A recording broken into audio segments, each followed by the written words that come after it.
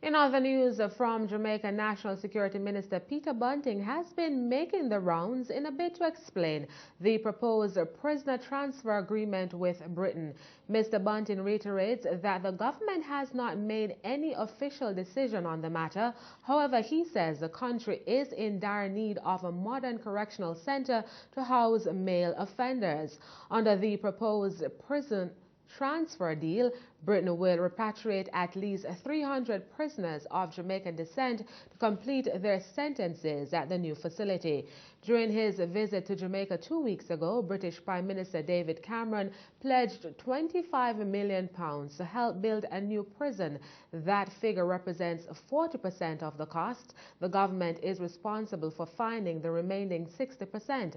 The opposition Jamaica Labour Party, JLP, has proposed that the government consider a public-private partnership to build the new prison. But the security minister says that arrangement is not possible under the country's economic reform program with the IMF.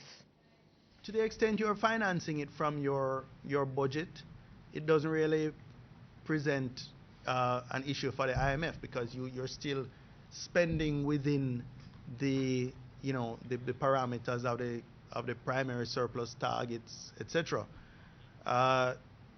One of the avenues we had started pursuing was the idea of a PPP, the public-private partnership, where we thought we could get a private company to build and finance, and then we pay them back over time.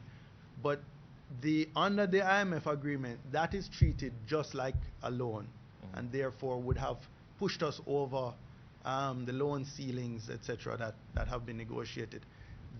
Even though it may not be a loan in the traditional sense, because the only customer for this PPP would be the government, and because therefore the entire capital expenditure would have to be recouped by the payments from the government, it is treated as if it's a loan to the government.